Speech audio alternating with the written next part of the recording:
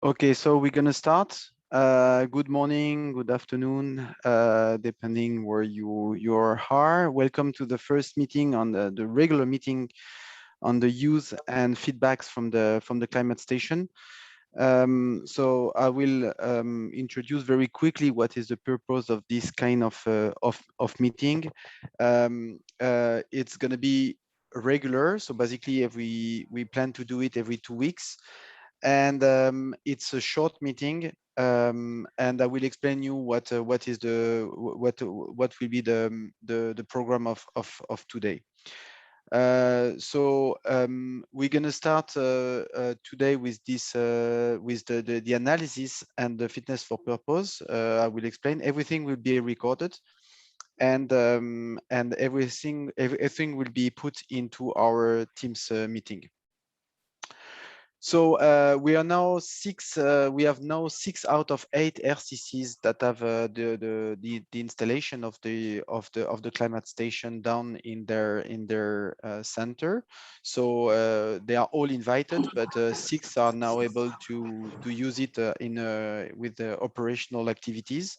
That's why we plan this kind of meeting, and we need this kind of interaction with you. So basically today we're going to start with so this is a small introduction. We're going to talk about the status of the installation of the RCC of the climate station into the RCCs. That will be done by VJ. Then I will give you a very short introduction of the analysis tools and the fitness for purpose tools. That will be about 10 minutes each. And then we will have a series of question answer if you have on that specific tools, if you want more details information, or if you have any problem by using the tools in your RCC. And then I will let 15 minutes open to everyone to give any feedbacks about the future meetings that we're going to organize, or about a question they have for the use of the climate station, or maybe a specific needs. So as you say, maybe you see it, you saw it last week. I try to communicate via Teams, but it was not a success, I would say. There are a lot of conflict if you have already an account that is not in the email you're using for the communication with us. So basically, we're gonna stop communicated by using Teams. We're gonna use the email, maybe a Google Gmail account, a Gmail group system to allow everyone to join or to remove from the group. It's quite convenient. And then, but we're gonna keep using Teams for updates, for putting new documents, and all the documentation of the climate station, all the videos. This meeting is recorded, and all the meetings will be recorded, and the video will be put in the Teams group. So I hope you will have an access in the future or now of the group Teams. You're all invited in that. So I think if there is a problem, don't hesitate to contact me. And but the meetings will be with Zoom. That is much easier to use, and Teams just for the documents and the mailing links for the communication. So the meetings, the regular meeting on usage and the feedbacks of the climate station is, so I said, it's planned to be every 2 weeks. But it's a short meeting. We expect to not exceed 1 hour. So we're going to see today if we can respect that.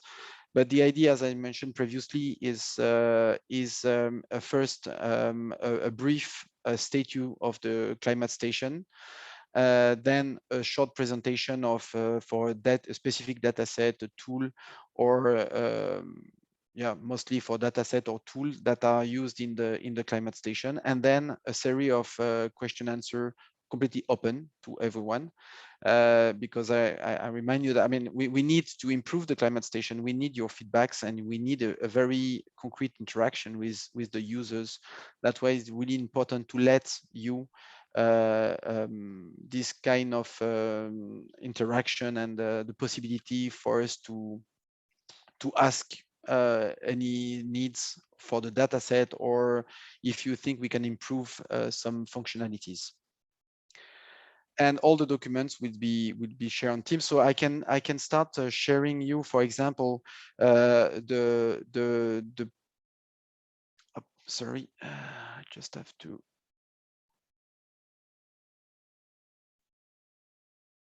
Okay.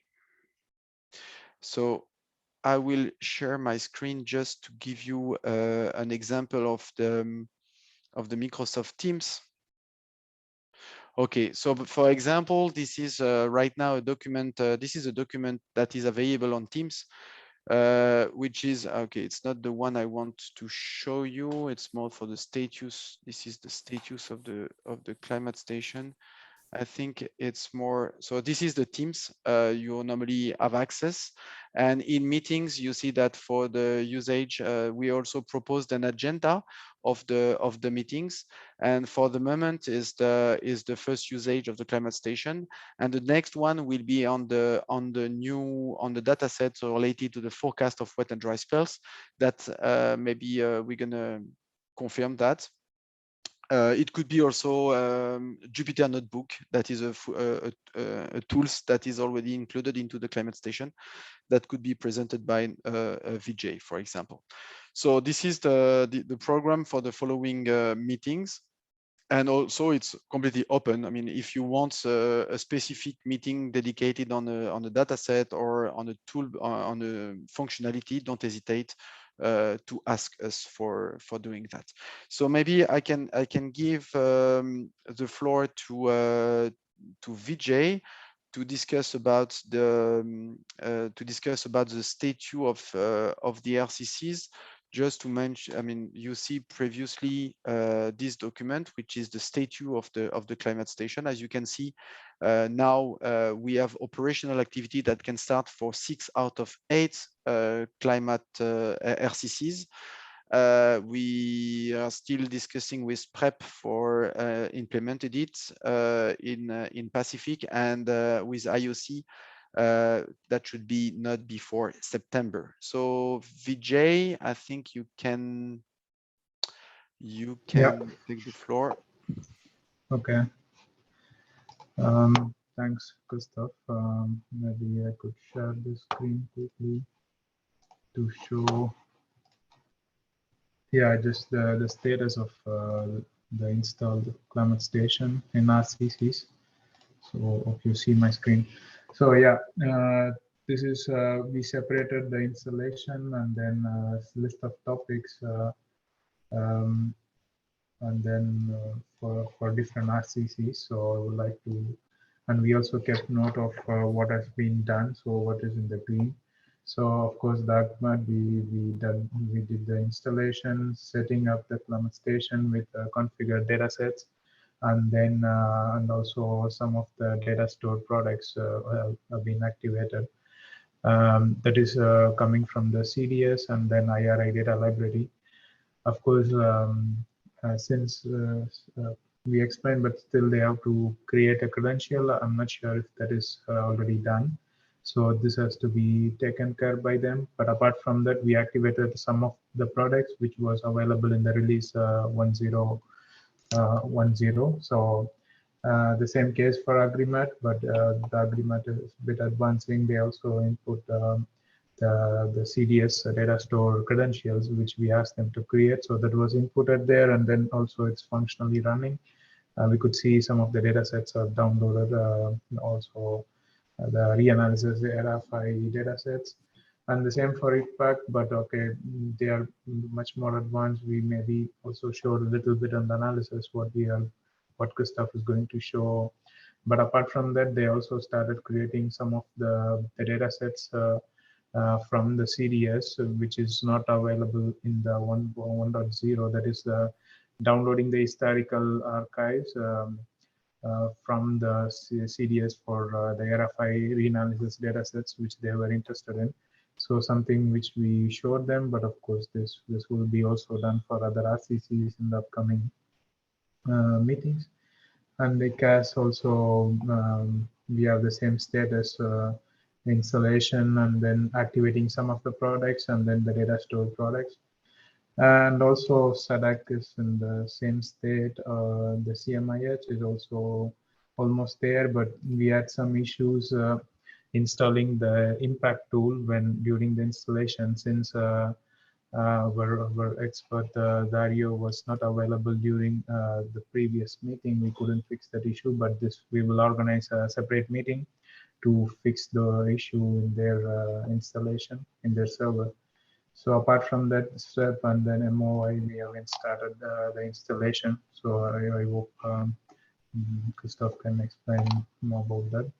But apart from that, yeah, we are almost in the stage of activating the data store products. In some cases, we also, in NICAS, we also activated some of the seasonal forecasts. And currently, we will see the analysis. Yes? Any questions? Okay. Okay, before I leave the floor to Christoph, I wanted to also show the upcoming release, what we plan to do in the upcoming days of the new climate station 1.1.1. So which has more functionalities. Of course, the dashboard can show a detailed view of the available products, also the forecast products separately, because in the past we were putting all the categories, the forecast as well as the monitoring in the same way, but now we try to create another category which lists the separate rainfall forecast separately and temperature forecast separately, so that it gives a much more idea about the data sets.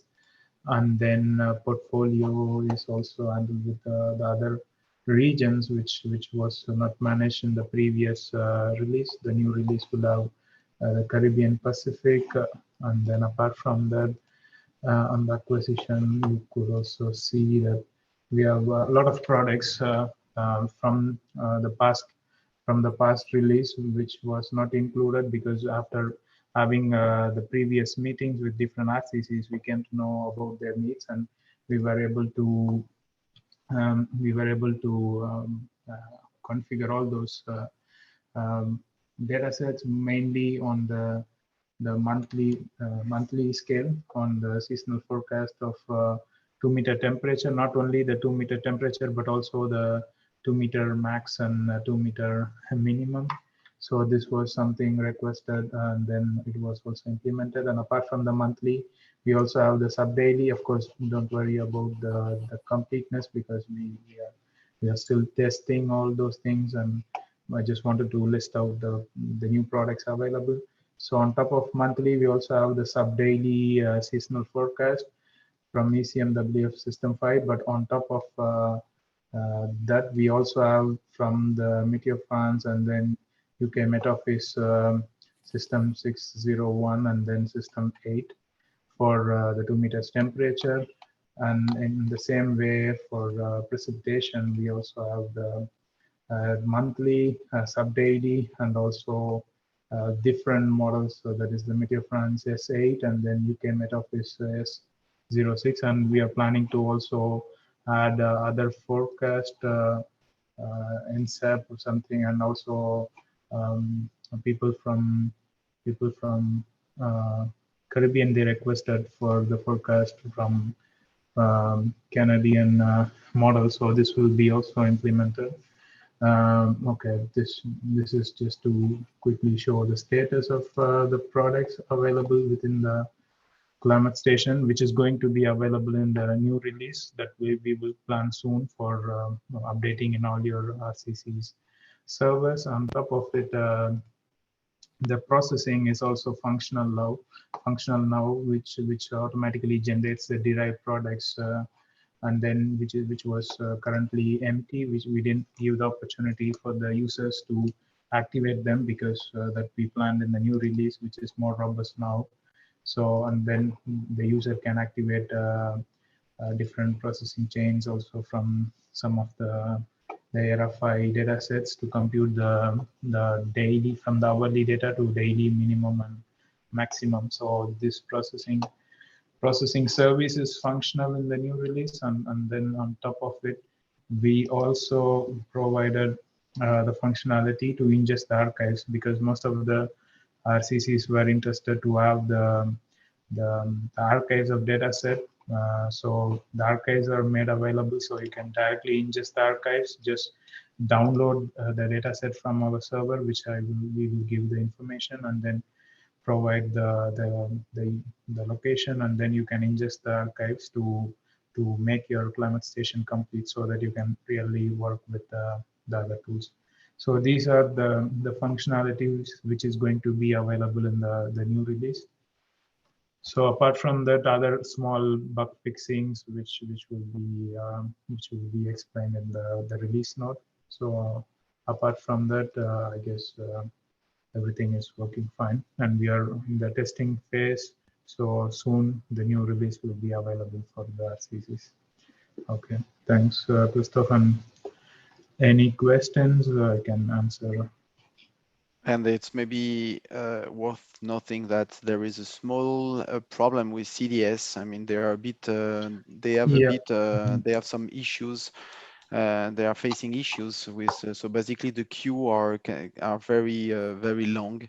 Yeah. So it's maybe it's related to the, I don't know, for it's a temporary, it's a problem maybe with the move of the calculator in Italy. I don't know, but yeah, maybe there's two last weeks. I think it's they were a bit Yeah. slow. Also, the jobs created from the climate stations were failing, but we already from the data store service automatically the failed jobs were deleted and will be recreated, so you don't need to worry. But there will be a long delay, because as you could see that some of the data sets what we created all these days were like either failing, and then it also took several hours before the jobs were completed, and then the data sets were available. So all these things you don't need to worry, but it will be automatically handled by the climate data store CD, the data store service from the climate station. But yeah, there will be a delay. So now I see that it's in the normal operation. Hope everything should be fine. Okay, Okay. thanks, Christoph, for mentioning Okay. this. Any other questions? Doesn't look. Maybe in the second part of the meeting, when we will open the floor to everyone, if they need if they have any question regarding the functionalities or the use of the climate Okay, station. okay, over to you. Okay, thank you. Okay, so in the second part of the meeting, we're gonna start showing some functionalities of the climate station, and the two functionalities that we would like to highlight right now. I mean, it's not I can go into detail. I can work with all the functionalities that are implemented, but it's just to give you some examples, and maybe you can now practice if you have the climate station installed in your center. You can also play with that in the following days, just to give you some example of how to use it and what we can do with. So basically, we're going to start with the analysis tool. So when you have your climate station, you open your climate station, you have the dashboard, and if you click on analysis, if you log in and you go to analysis, you have what we call a workspace, empty for the moment, and I will show you what we can do with. You have here you can see different options to plot maps or of graphic. So basically, I will show you the first functionalities. See, it's plotting a map, a very simple map, and when you click on map, you have this new window open, and if you click on product, you have the list of product previously mentioned by Vijay. And if we go to, for example, rainfall, and we're gonna check SHIRPS, for example, SHIRPS rainfall, you have a second window that opens with the map set. So if you want to focus on Africa or more all the tropical region for Caribbean and Pacific, you have the two options, and you can select one of those two. And we're gonna see, for example, the monthly rainfall from SHIRPS. Then when you select the product, you have the monthly rainfall. You have some proposed color schemes. This can be redefined also by the users. So you can change completely the range of that.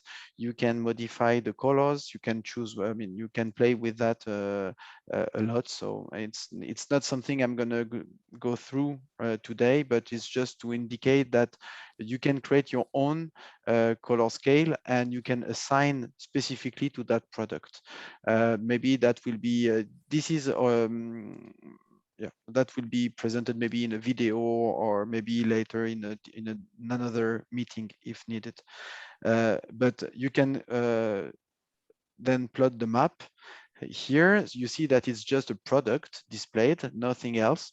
You can add borders, I mean vector layer, for example, for the Africa with the countries. So this is the first example, and you have then and you can move. You can go through all the regions, and you can move in over Niger or zoom out for a specific region. You can add another layer if you need, for example, the nuts too. So all the sub-region, here it is. So you can see that if you're interested in a specific sub-region, you can zoom in and you can select. You can also highlight just the sub-region to show specifically. Here we are in Tanzania, in the region of Morogoro, and you can see that we just highlight this sub-region compared to the rest. So this is the first functionality, very basic, and you can see that you have also here the timeline of the data available. So for the monthly product for the different months available.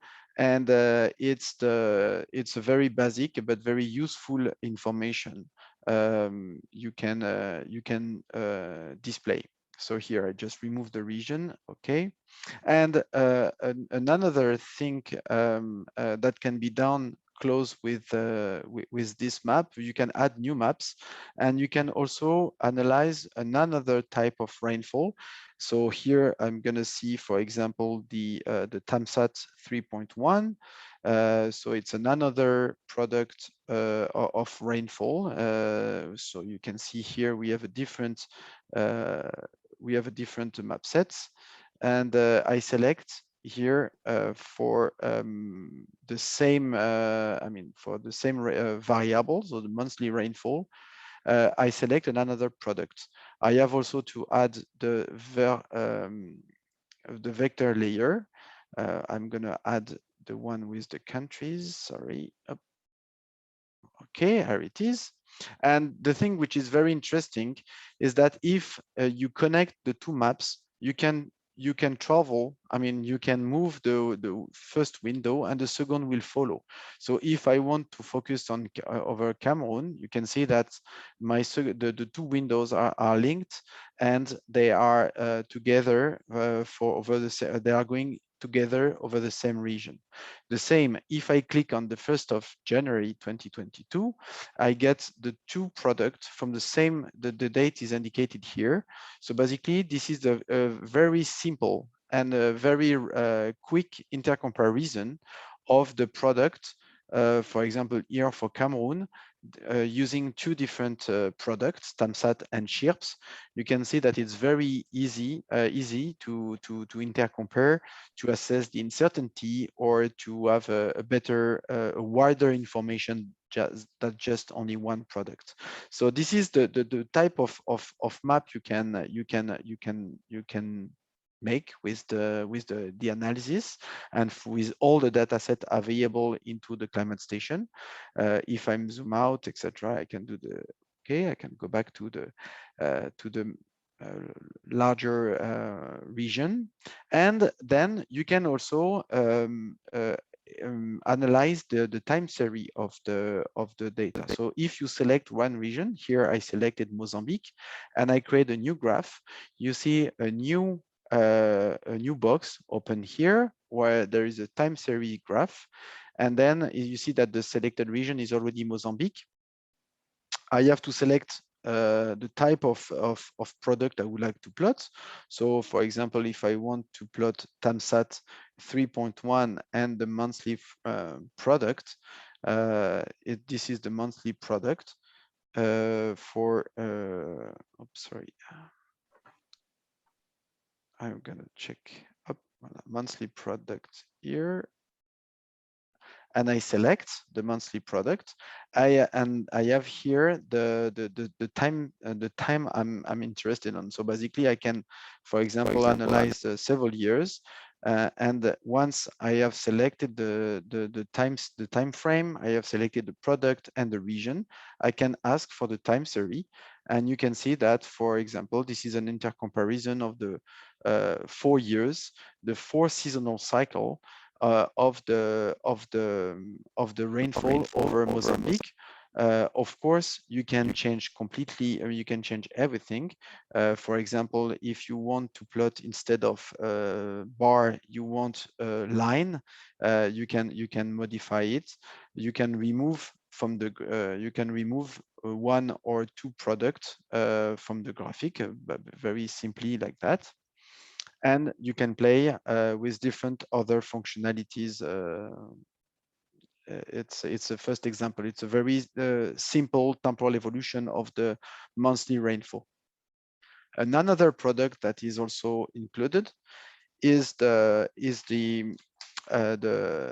cumulative information. That is mostly for example, for vegetation, is to see the difference amongst the climatology, and it's the accumulation of the difference compared to the climatology. Maybe I'm going not necessarily through the cumulative. I'm prefer focusing on the ranking and matrix.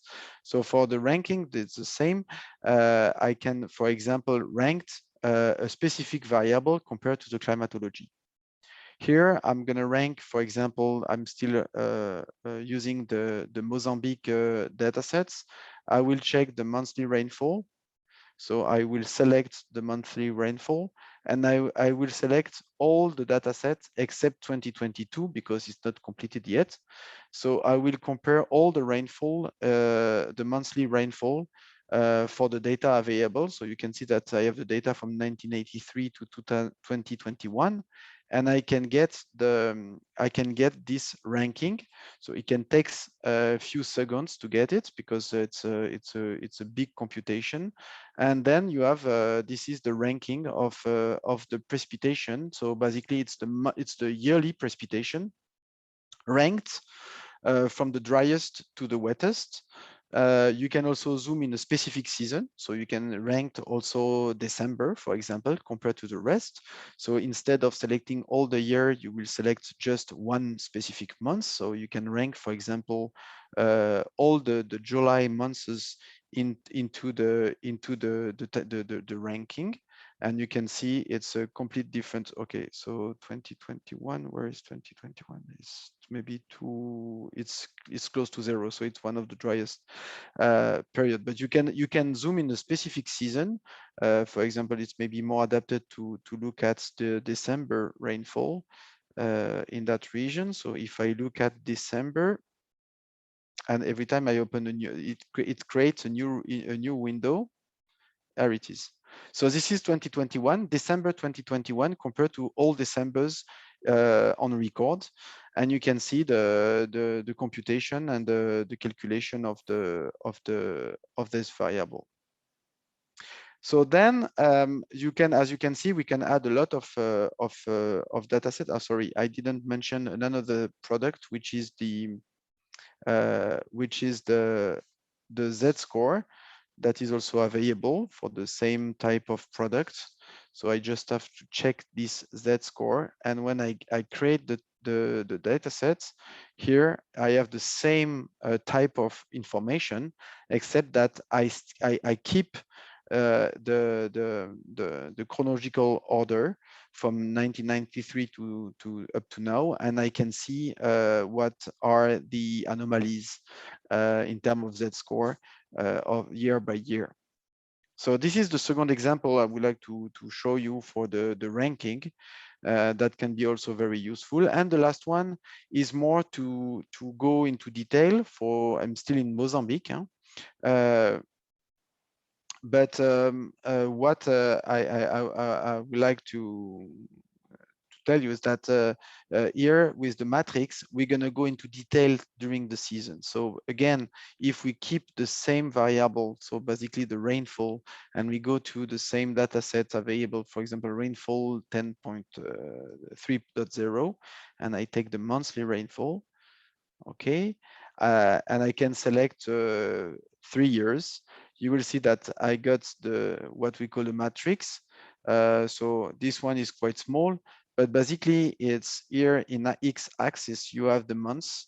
Here in epsilon, in y you have, epsilon, you have the years, and you can see the difference cumulated rainfall at monthly rainfall from TAMSAT. The thing you can do also is, instead of using the rainfall, you can plot the monthly anomaly, because you can see that we have the monthly product here, 1 month's rainfall, but you have also some statistics, the monthly rainfall minimum, maximum, and long-term average. So what you can do is, instead of plotting the rainfall, you can plot the rainfall difference to long-term average. So I create a new variable. So of course the color scheme must be adapted, and I can create the map for a series of, I don't know, a series of several years that will be available. Okay. And once I have selected everything, I can create a time series of the rainfall anomalies month by month. Oh, sorry. Okay, this is month by month. It's the rainfall anomaly compared to the long-term average. So during the season, you see that we have some significant increase of rainfall during the beginning of the season. That is relatively that occurred regularly in the last 10 years, but the end of the season is more associated with a slightly negative anomaly of rainfall. So this is a very simple way to plot some information. Everything can be saved, and you can create a very sophisticated workspace. So as an example, I think I can show you similar to what I proposed you before. So basically here you have the monthly rainfall shapes, and then you have some profile I've created. This is, for example, the seasonal evolution, the yearly the seasonal cycle of the monthly rainfall. In blue is for 2021, and I compare with statistics, so maximum, minimum, and the long-term average. So you can see where we are above the average, when we have some deficits. And so basically here you can see the strong deficit at the end of the season, and the slightly exceedance at the beginning. So you can very easily create such kind of map, and you can also navigate. You can regenerate it if the graphic is associated with the map. You can easily move to a different region, and that will create a new graphic for another region. Here you can see the same matrix, but instead of using the monthly rainfall, here you have the 10 days rainfall anomaly compared to long-term average. So you have even more details during the season, and you can easily characterize your season in term of rainfall by window of 10 days. You can also, thanks to that, because you have the dimension of the years, you can also analyze some climatological trends.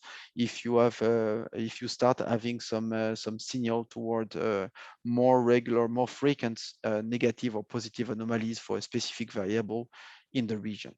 So this is the first example. This can be saved, and if you create a map for the last data sets, you can it's going to be automatically regenerated for the more recent data sets.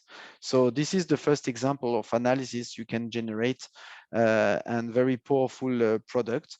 I didn't mention the data sets you can use but you can also add the forecast, as mentioned by Vijay previously. You can also add you can combine monitoring and forecasting products, of course.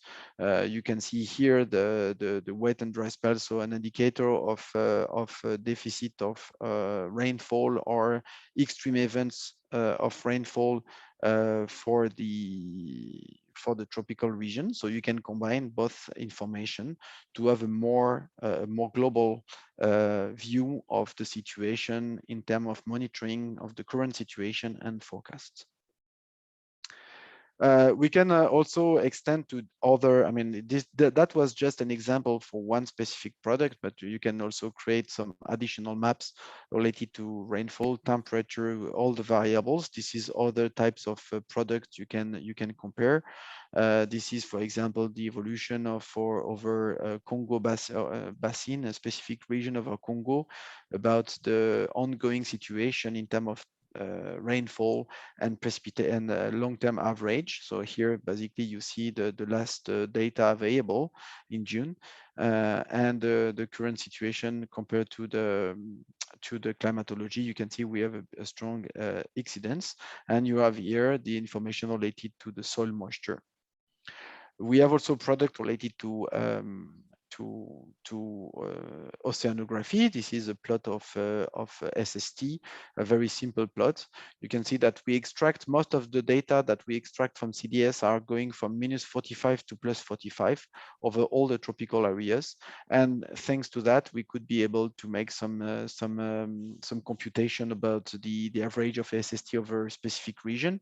For the moment, the map sets of the maritime region are just over Africa, but that will be extended over Caribs and Pacific. So basically, if you want any information related to that specific region of maritime region as a country, you can perform the computation. We also think about creating some dipoles of SST to highlight some key SST dipoles that we have in the tropical areas and that affect a lot of countries, such as the dipole over the Ocean Indian, the ENSO, or the dipole in Atlantic. Another another tool is what we call the fitness for purpose. So if we go back to the main document here, the main menu, you see that we have analysis and we have another which is fitness for purpose. The idea is not here to do a workspace like we did for analysis, but more specifically working on the intercomparison of the data sets. For the moment, the system is working if you have the same resolution and the same grid of the data sets. So that reduce a lot the possibilities. But in the near future, we plan to use the neighbors, the closest neighbors method for interpolation to compare all the data sets together. So even if they don't have the same grid, they don't have the same resolution, we should be able to intercompare by using scatter plot of Muller or whatever in this toolbox. So the fitness for purpose is more for analyzing different specific aspects of your variable. The first one is what we call of Muller. So if we want to create an of Muller for, so I'm going to move to, for example, West Africa, and if we go to analyze the rainfall, again, the most simple is we can check the 10 days rainfall, for example, the 10 days rainfall of precipitation. And if we look at for 2021, and if we apply to a specific region of interest, which is here, for example, we're going to see the Sahel region.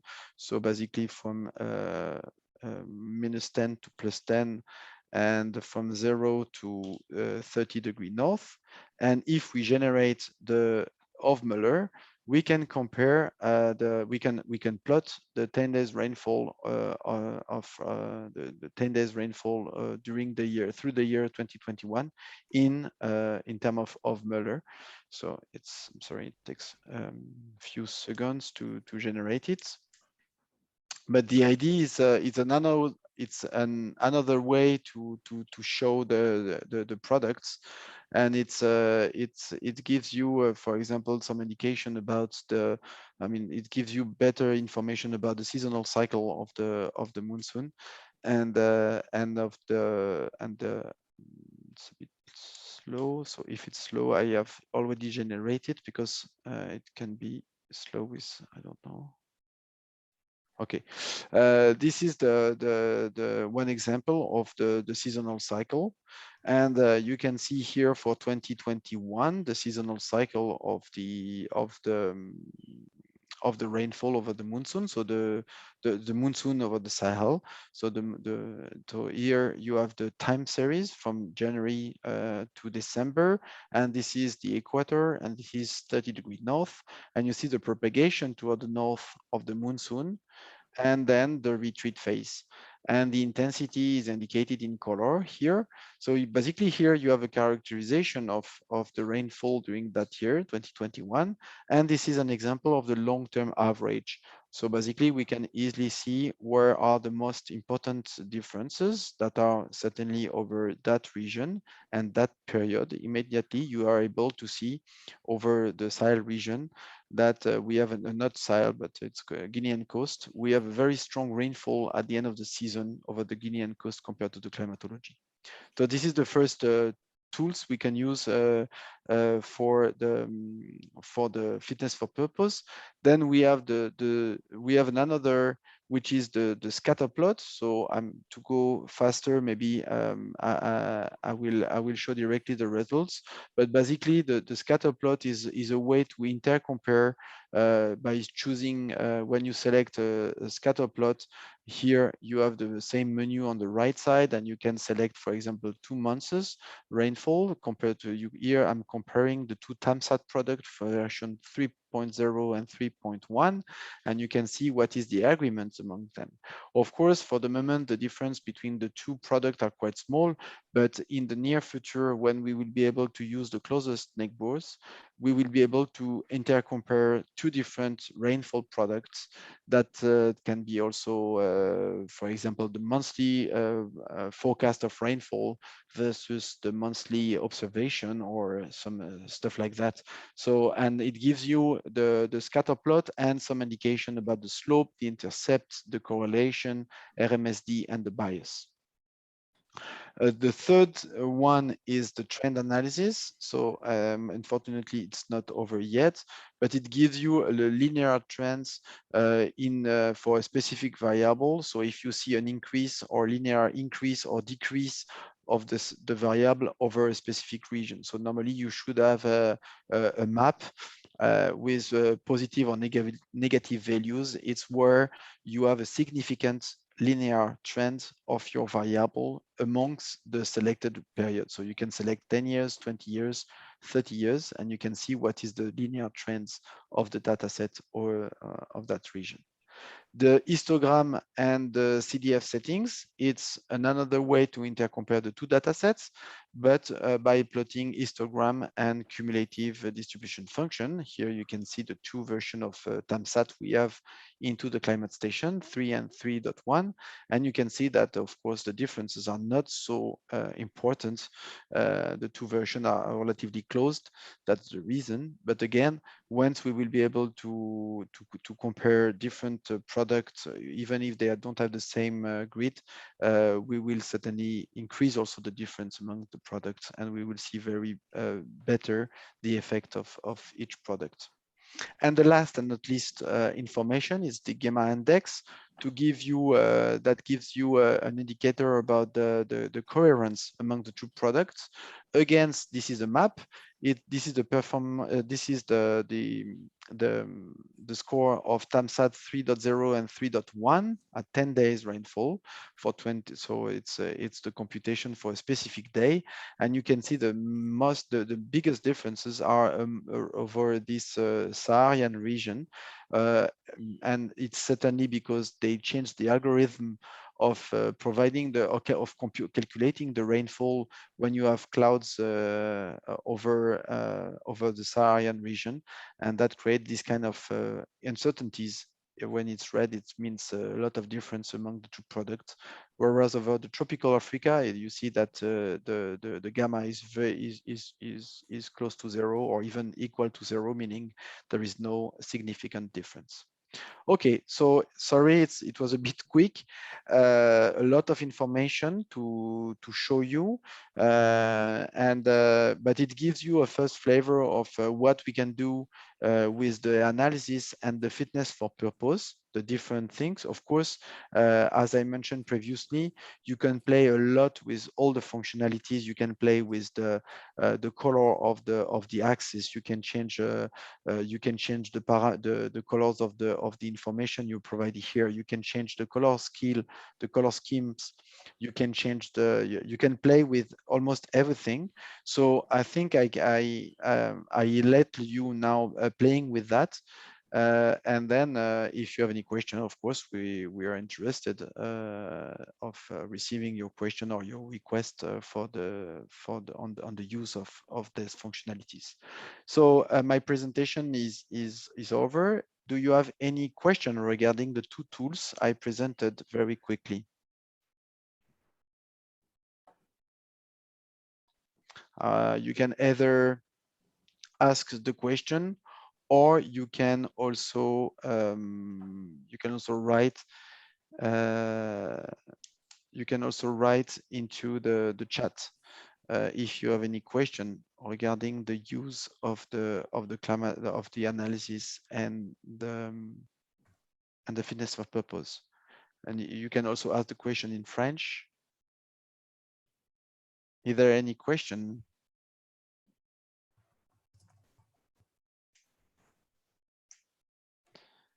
I don't see any hand.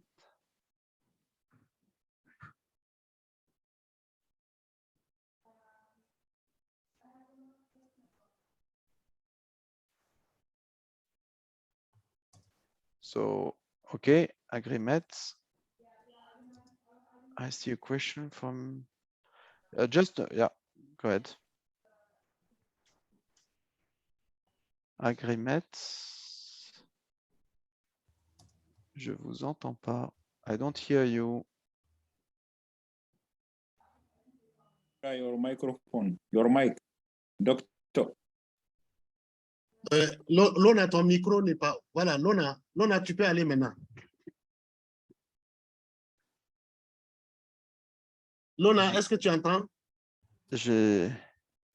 Oui, Christophe, c'est Lona qui voulait poser une question, mais est-ce que Lona, tu nous entends maintenant? Je pense qu'elle nous entend, mais je pense qu'il y a un problème avec le micro. Donc, passez la main à Hussein en attendant. Peut-être que Lona va revenir. OK, Hussein, in the meantime, you can... Hussein. Okay, thank you, Christopher. Mine is a quick question on the map that you showed for computing the SST indices over the tropics. So are the boxes already defined, or can the user now define another box? For the moment, it's on discussion. For sure, we will include the most famous dipole that are already available from IRI or from different sources. I think also ECMWF can propose that the dipoles are or will be very soon available. It could be interesting to have the capacity of defining two regions to make a difference. We have also to discuss with Vijay and Yurian about this possibility to make to create your own dipole. So basically, you have to define two regions. You make the average over the two regions, and then you create your own dipole. Correct? It's what you would like to do. Yes, that is one. Like if I want to compute the indices in a specific part of the ocean, maybe that is not defined like in the map that you showed. So is it possible like the user to define the box in his area of interest and compute the index? Yeah, that could be Yurian. Yes. Yeah. Yeah, Is so it- you is it- can is it- within a map that Christoph showed you before that you can create. You can open some border layers or any kind of vector layer. You can even upload your own vector layers, but you can also draw within a map. There is a drawing tool where you can draw a polygon over your over the area of your interest. And so if you just zoom in somewhere and then yeah, you can draw. So this is the functionality. What I'm showing here, it's a way to select your own region. Yeah, you have to undo the drawing tool. So yeah, and select toggle. it. So Yeah. basically here I have defined a new region here. Yeah. And I can create a new graphic from the drawn polygon. So it's completely new polygon. So I can create a triangle. I can do what I want. And I can plot, for example, the information related to SST. So for example, here I could plot, for example, the MODIS SST 8 days rainfall for 2020. And I can create a time series. Oh, okay, the data are not available over that region. Maybe MODIS is available over all the region, all the tropical region. Yeah, try the daily because Daily, okay. Because, yeah. No. And 1 month. No. Well, because okay, the MODIS SST is available only over Africa currently.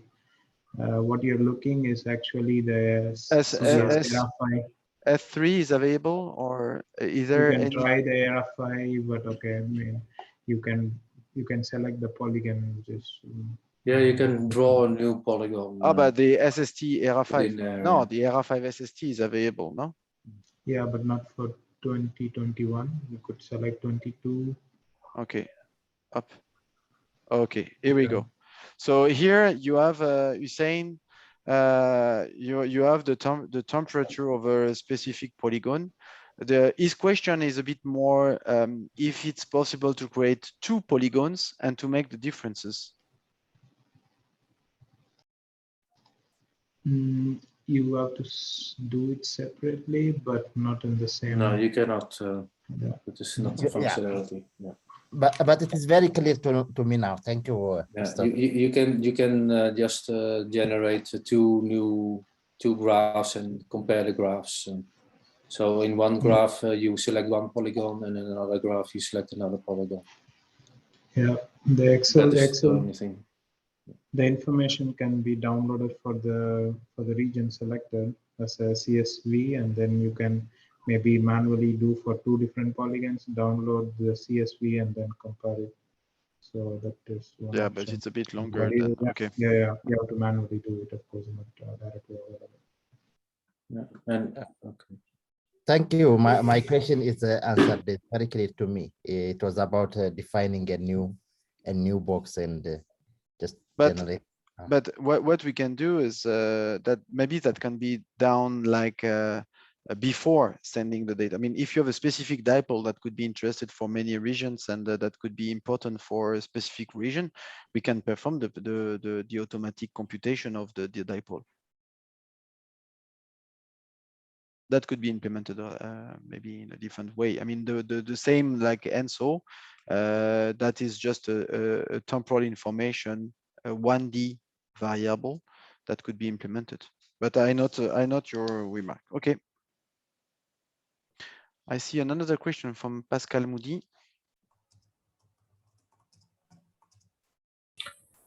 Hello, Christophe. Good evening. Hello. Yeah, I just have a quick question regarding the resolution of the data that are processes. So my question is, are the resolution regraded, or you are using the native resolution of this data set? So maybe Vijay, Yorian, or Vijay? Yeah, for which data set is specific? Pascal? Yeah, for example, for the TAMSA data that you have shown now. So are they native resolution or they have been regraded? No, we use the native resolution for TAMSAT. Yeah, it is the native resolution. What we get No, from in some the data cases, provider. but in some cases, products are reprojected. So yeah, I mean, just to mention No, that the resolution, I'll explain. The spatial resolution is the same, but of course the region of interest is clipped over Africa in this case. As you can no, but see. the resolution But is the native, indicated. The resolution is. I just want to show the resolution here that is indicated. yeah, it's 4 So kilometers. for TAMSAT, this is the resolution of TAMSAT. You see that for this specific product, we have different resolution. For FuseNet, we have 8 kilometers resolution. For ships, we have 0.05 resolution. So the indication mostly it is the native resolution from the data provider. We have it. Just in some cases, it is clipped over the region of interest, but the spatial resolution is then the native resolution of the file what we get. Mostly for NDVI, it's different. We reproject from 300 meter to 1 kilometer, but still we also have the 300 meter as well as 1 kilometer. For TAMSAT is the native resolution. Okay, thank you. Before to give the floor to Paulina, I have 2 questions in the chat. Je voudrais avoir une idée du délai de disponibilité des données SHIRPS. So what is the delay of the data sets coming from SHIRPS and TAMSAT? So basically, when we upload the new data set for decades rainfall, and for the monthly product as well, what is the delay of getting the data sets? For the decade products, we also have the CHIRPS daily, which we recently implemented, but currently not available in the old version. For the decade product is normally 15 days. So yeah, after we have the end date, which is the dynamic minus 10, which means yeah, the past 10 days. So maybe maximum minus 11. So that is 11 days delay. So yeah, before that the data is downloaded, but we don't keep track of exact delays of the data sets which are downloaded. So it's between 11 to for the yeah, decade. 11 to 15, yeah, 11 to 15 days. Entre 11 et 15 jours de retard pour obtenir les données, enfin de retard. Il faut le temps de la production, de la collection des données. Mais grosso modo, voilà, il y a un peu moins de 2 semaines de délai pour obtenir les valeurs décadaires. Et pour les valeurs mensuelles, and for the monthly values as well? Monthly, we compute it from the decade product. Okay. So once the three decades are available, immediately the monthly is computed. And the les données mensuelles sont immédiatement calculées à partir des données décadaires. Donc, on a les données dans la foulée. Donc, c'est le même délai pour les données mensuelles. There is a second question before, Paulino. Est-il possible d'introduire des shapefiles des zones sur lesquelles on travaille ensemble, exemple les cartes des pays SILS? So, is it possible to introduce new shapefiles of region of interest? For example, the countries of SILS, so the region of the Western Africa, etc. Is it possible to add new shapefiles? Maybe question to Jurjen or Vijay? Yeah, Jurjen, if you want to answer, but yeah, they can add their. It is possible that not in the form of a shapefile, but in the form of a GeoJSON. So if you go to the left menu, so next to the button ref workspaces. Christophe? Yeah. So you have also a menu icon below the logos. Yes, that one. There you have layers. Donc, là, on montre, je montre comment intégrer les shapefiles. Et donc là, and then you can add a layer. Here. Yeah, you add a layer and then you can import a GeoJSON file. So if you have a shape file okay, we will implement also the possibility to upload, to import a shapefile that will be then transformed in a GeoJSON, because browsers can only read GeoJSON. Je vais juste traduire s'il y a besoin pour la personne qui pose la question. Sorry, I'm going to translate. Yeah. I'm going to translate for. Donc il y a la possibilité, donc de la manière dont j'ai fait, hein, vous pouvez revoir la démarche, c'est d'aller ici, de voir donc dans Layer, et vous voyez que là on peut rajouter une couche. Donc là c'est toutes les couches qui sont existantes, tous les vecteurs qui sont déjà disponibles, et on peut en ajouter un. Donc on peut importer un GeoJSON file, un fichier de type GeoJSON qui nous permet de définir la région d'intérêt, par exemple, sachant qu'on a déjà, j'ai pas parlé, mais il y a déjà des produits qui existent, hein. Par exemple, si vous voulez que des informations sur, si vous voulez des informations que sur une région spécifique, if you want a specific, you have some other, you see, you have different layers here indicated. Yeah.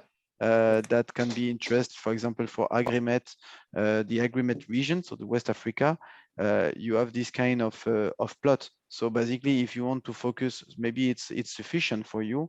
So Yeah. if you want to select and you remove the other region, you have the sales region here. Yeah. Anyway, so if you through that layer administration tool that Christophe just showed you, when you create a new layer and upload your own GeoJSON layer, so your own vector layer, you can easily convert shapefiles in GeoJSON using QGIS, for example. When you create a new layer, then in the menu automatically, if you open the menu again of the vector layers, and you go then to other layers, it will be defined under other layers somewhere. So if you create a new layer, it will come mostly in the user defined, but you can also indicate to have it in another menu item. Let's say, for example, if you wanted to go into the marine, under the marine layers, your vector layer, then you can indicate that also. If you open again the layers administration tool and click on add layer, so the place where you can put it is stated here on the layer menu, and you can select the submenu. You can select also a submenu. You can create another submenu if you want.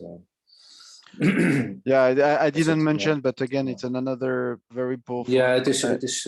You have a lot of functionalities. For example, I didn't mention, but you can also plot the watershed instead of the administrative regions, and you can see, for example, if you are more interested into focusing on a specific water basin, for example, for the Niger, here you have this kind of map where you can see the specific region for the Niger.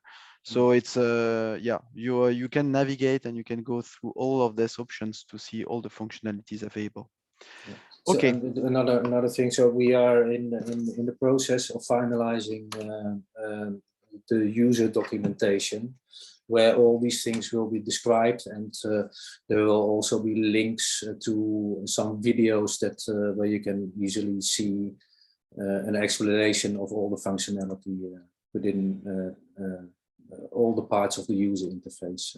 There is another new thing that I wanted to tell you, because that is also new in the new version. That is, you can select now also French as language, so the whole user interface will be in French.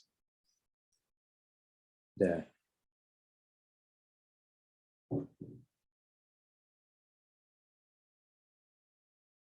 Okay. Yeah. Yeah, you just lost voilà. your, yeah. Now you're on French. Okay, that's it. Thank you. Yeah. Thank you. Paulino. Thank you very much, EC and JRC team. Actually, I have two questions and one suggestion, but already the two questions covered by Pascal and the other colleague. One was related to shapefile, already you answered that, although some explanation was in French, but partly was very clear. Then the second was on the comparing the different data set with a different resolution. Also that answer, you answer it very well. The remain one maybe could be a suggestion if possible, because now the climate station reached to a very advanced level, even compared to other new tools. It's possible, instead of just doing a subjective comparison between different data sets, it's possible for us to include metrics, statistics such as root mean square error correlation for us able to see the disagreement or agreement between different data sets with also different resolution if possible. Okay, thank you. Just to remind, maybe you didn't get that, but for example, when you plot the scatter plot, you have some metrics here.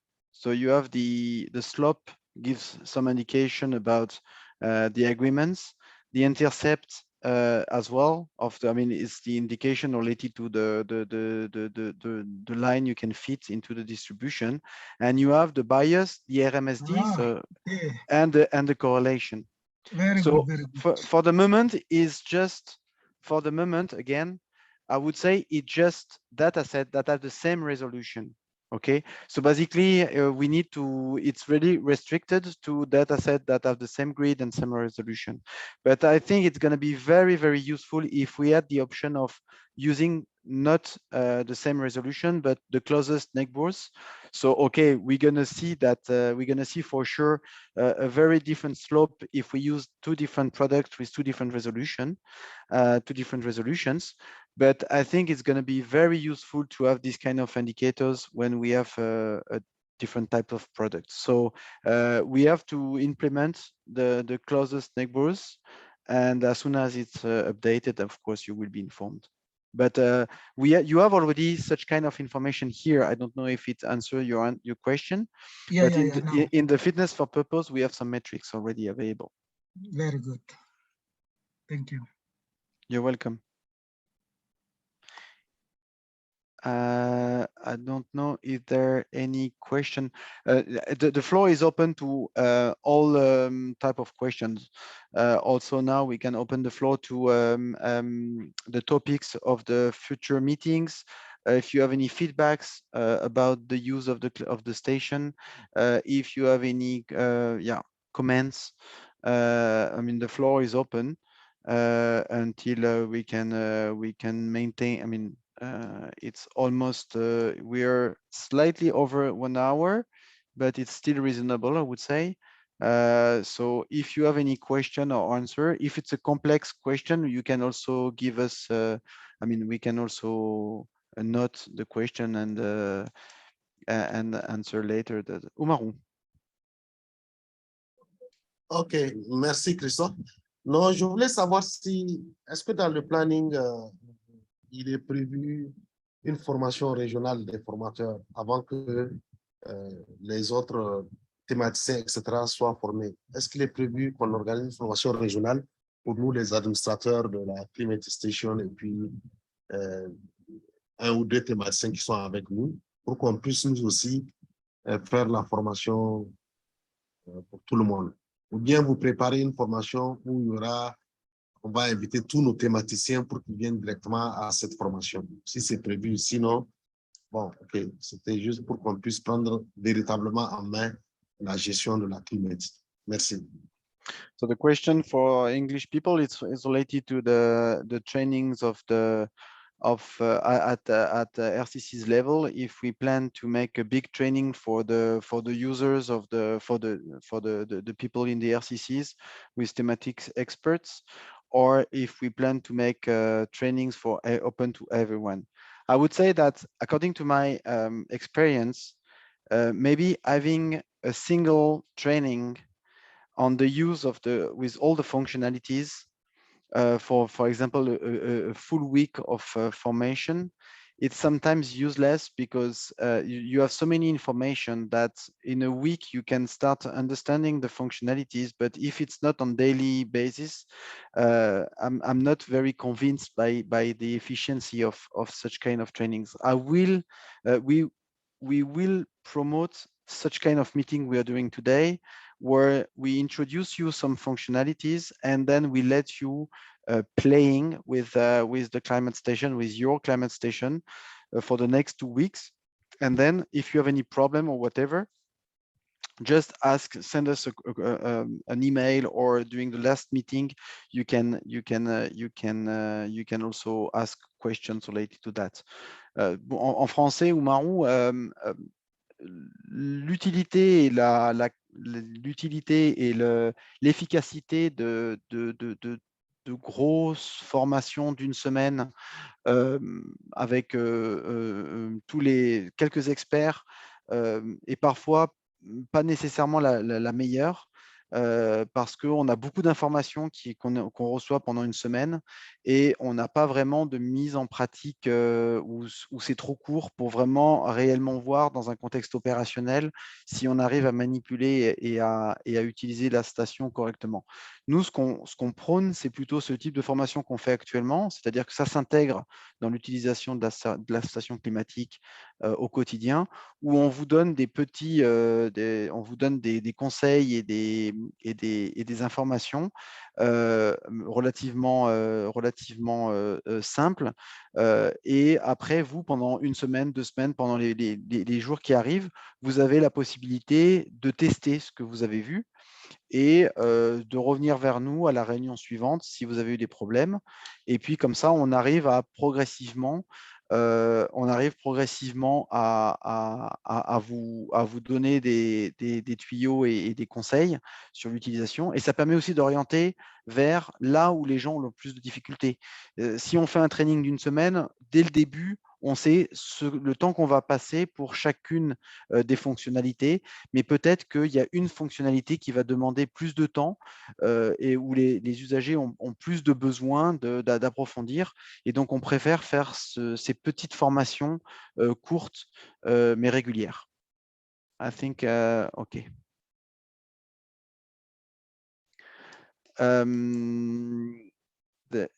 There is another question from Thiro. Thanks for the presentation. I've missed this. When will the next release be made available to RCCs? So Vijay, it's expected to be next week, right? Yeah, we are in the testing phase, and probably we will finalize next week, and then we start with one by one RCCs, one after another. So yeah, and also you know that some of them are going on holiday, so we have to find dates for the availability. Then we can start doing that. Yeah, but yeah, in general, I think it is for sure before the end of this month, and probably in the third week of July. That we will start deploying. It will be a very quick update. Yeah. Okay, so next week or in the third week of July? Yeah, well, next week, not the third week of July. Yeah, before end of July, let's say. Yeah. Okay. And okay, so if there is no more question, no question. Okay, we're a bit more than an hour of duration, so it's time to close now the session.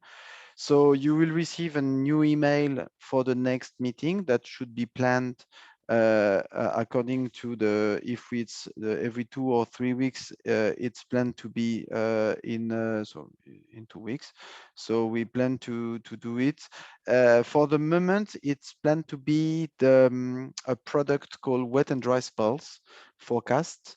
So if you prefer we have also, we could also present the Jupyter notebook, depending what you prefer. It's either on a specific data set or on the tools that is available into the climate station. So I don't know if you have any preference. If not, we could also maybe make a survey. yeah, or we can make a survey as well. It could be possible. Mhm. Okay. In any case, you can contact us by email. If you have any question, any remark, of course, about the present the present meeting or the next, I will put the video into the Teams group, maybe on YouTube if we can. And yeah, thank you very much for attending, and have a good afternoon or have a good evening, and see you in 2 weeks. Thank you. Thank you, Christian. Thank you. Bye. Bye. Bye. Goodbye. Thank you. Bye-bye. Have a nice day. Bye bye, everybody. Thank you. Thank you.